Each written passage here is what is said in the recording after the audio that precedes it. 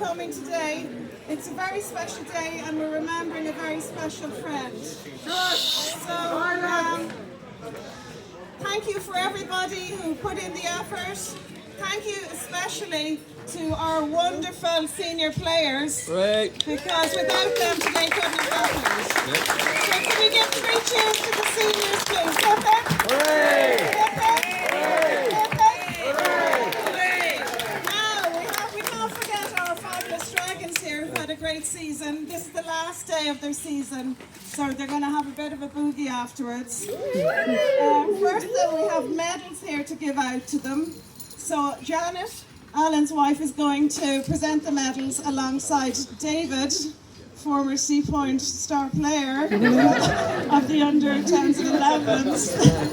So is that okay, guys? Yeah. So I call the Dragons up, and if you don't mind, present. So Jack, up you come.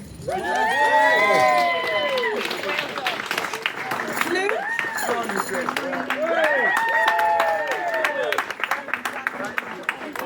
Okay, Connor.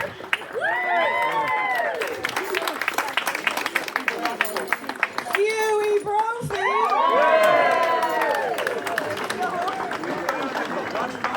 Leah.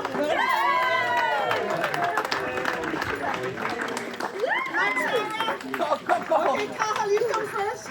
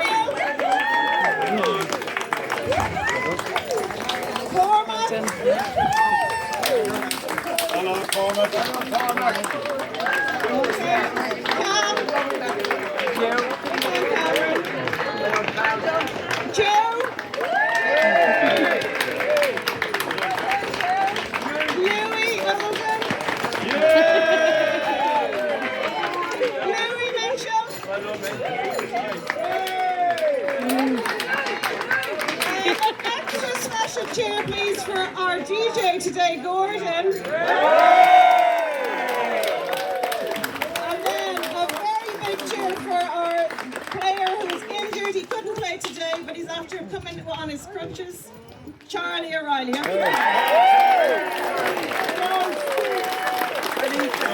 superstar junior forward.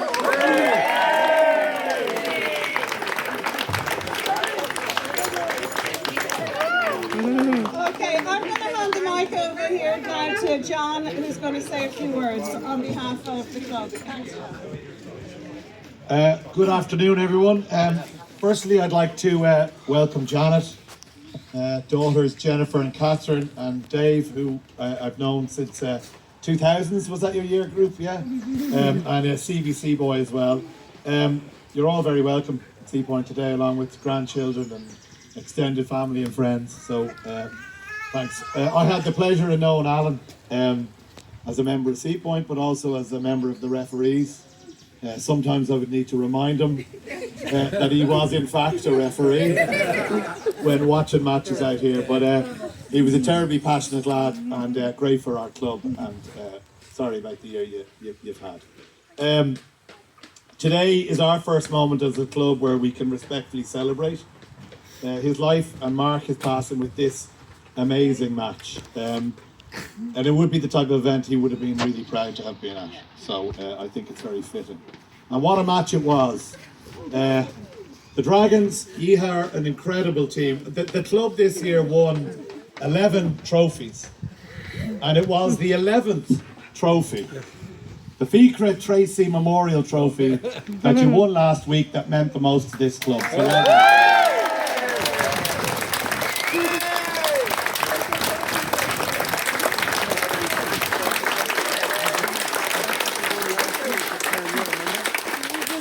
So well done to all our senior players involved. A huge turnout. You were great. Similar issues. Similar issues on the pitch. You were amazing, and it's really important. We haven't actually done an event like this before, where we have all of the team playing together, and I certainly hope going forward we'll do that again. So well done, guys. Okay, we'd like to present. I would like to present on behalf of the club, and to Janet and Dave and family, something that a rugby ball and a whistle. In terms of something that represents and also a few flowers that we have for you. So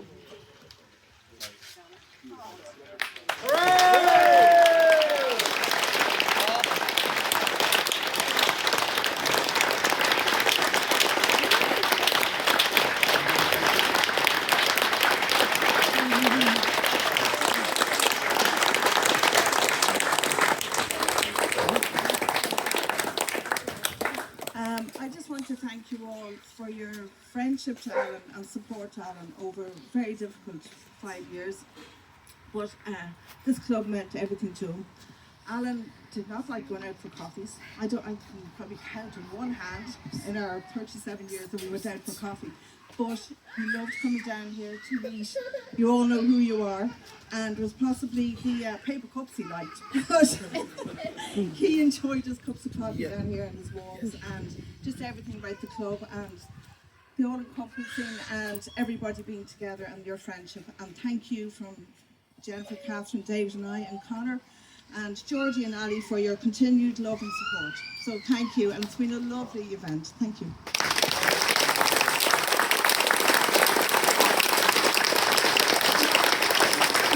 One more person here who's a very, very, very special friend of ours would like to just say a few words. So call on Garrod to join us. Thanks, Drew.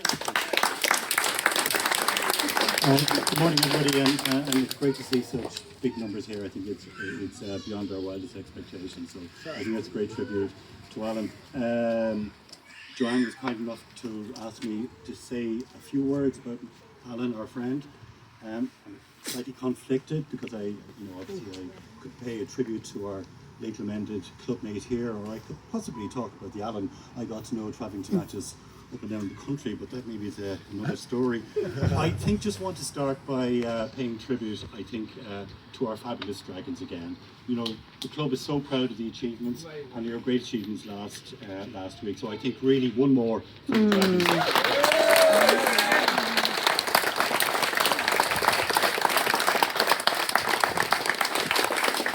I think also to the senior players for doing your club such credit over the last year. It's been an amazing year to follow you, and for turning out in such numbers today.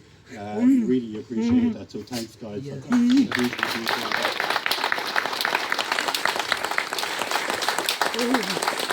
I want to thank our club president John Montaigne for hosting this event today here, and it's been an amazing season, John, and it's a wonderful way. I think this is the last thing I think we're doing on the pitch.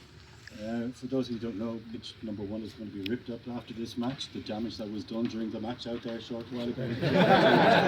Anyway, so that's going. So thanks very much, John, for that. And also to Joanne, kudos for conceiving of this and for driving this event forward. So really, Joanne.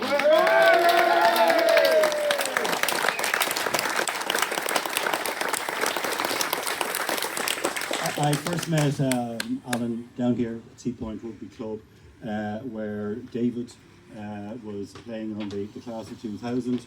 My own son Barry was playing on that class of 2000, part of a coaching team led by Sean Bresnan. And I'm glad to say that we've been able to get Neil and the other Alan, Kevin Priestley, Dave and myself. We're all here today, so it's great that we've been able to put the whole coaching team back together. When we got to from graduating from minis to youths, it certainly got a bit rich for my blood, so I dropped back to the under 7s, which more closely matches my level of coaching ability.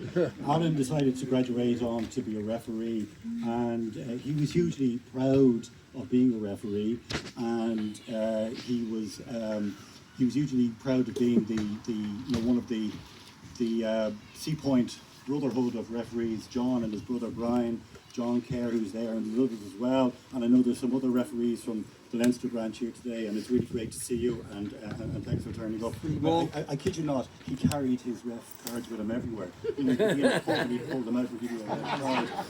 Well, anyway, so we were absolutely delighted to see you all. I suppose the only annoying thing about it as a referee was when you were at a match, and suddenly in the passion of it all, Alan would be there saying, "I know that was a good decision, the ref was right," and you could say, "Alan, who's side are you on?" There was a bit of partisanship here anyway. He was a regular here at Sea Point matches, as visiting teams will have known, standing out there sort of about 10 metres in from the touchline at this end, and he would have taken great pride in seeing the players that he was involved in coaching coming through, and he took a special interest, I think, in younger players, particularly from the visiting teams. He was always looking out for them. You'd often hear him say at a match there, looking out and saying, "I'm watching you, son. I'm watching you, son," with a regular refrain. And he had a particular soft spot for scrum halves. I do remember one occasion we had a visiting team here. I can't remember who it was. Active, I don't know. Anyway, and he, as ever, he was helpfully helping the referee by pointing out, "Referee, I heard what he said about you. I heard what he said about you." And one of the visiting players turned and looked at him and said, "I don't think that's particularly funny." He was, needless to say, delighted, until when the player turned and walked away, realised it was number 9 on his back. He was scrum half. He was slagging off. But anyway, what else can I say about him? He was he was a long time Leinster season ticket holder, and a hugely passionate Leinster season ticket holder. John, they're the team in blue, by the way, not in red. He wasn't so much bad on that one. Anyway, never mind. He joined a group of us who've been going to Leinster matches, over a disparate group over the last 20 years or so, and I'm very pleased to see that a number of them are here today. Of course, travelling away to matches with Alan was a bit of a high-octane experience. Trying to get out of the East Terrace in Ravenhill in one piece was always a sort of a tricky operation. Thomond Park, I think, was a particular favourite. That's where the team were at. He was a particular favourite of his, but we had some great times together. The way Heineken Cup in Newcastle, we didn't win that way, but we did in Bilbao, and we did in, I think it was Cardiff. I think that's the day, David, you got lost in the ferry. Oh, your mother wasn't knowing about that? Okay, that's fine. You heard about that anyway. So it was a wonderful experience. It wasn't unusual because he was reffing the match with such authority from the back row of the terrace, that somebody would challenge him on his interpretation of the laws, and they'd be back and forward over 8 rows of the match or something like that. But I do remember one nice occasion on the RDS, it was nice for us I thought, where I think a Munster supporter managed to infiltrate themselves onto the terrace and decided to challenge Alan's views, and turned around and looked at him and he said, "Do you even know the rules?" And about 20 Leinster supporters turned and said, "The laws, you idiot, the laws." He may have been a mouthy, whatever, but he was our mouthy. Yeah. So anyway, that's the spirit that was on the terrace there. And as recently as last March, there were plans afoot to try and get him to what might have been his last match in Lansdowne Road, and various people were conspiring to try and get him there, but sadly it didn't happen. But about a month later, a group of us were travelling to London for the Heineken Cup final in Tottenham, and we decided that he should come with us, if not in fact, at least in spirit. So we created this flag, which travelled with us all over London. We met all sorts of wonderful people.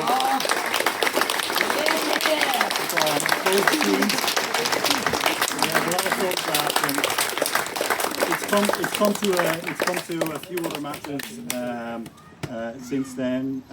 Most recently, it came along to the Leinster Ulster game on the 19th of April, which was Alan's first anniversary.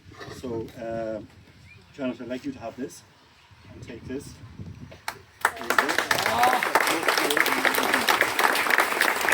And in case you're wondering that means he's not going to do any more matches. It's a bit like Air Force One, directly 2 flags. So he'll continue to come. He'll continue to come with us.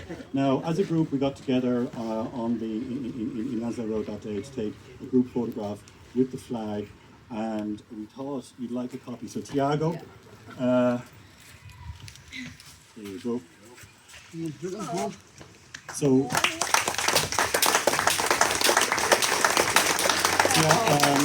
This has now become our group icon on our WhatsApp group for our little bunch who go to the matches together. So look at that's really it for me. It's been wonderful to see so many people here today, and look at thanks for coming along. Thanks everyone. Dinner is We'll do the players first. players first for the Both sets of barbecue. So if the dragons could go over and the players go in.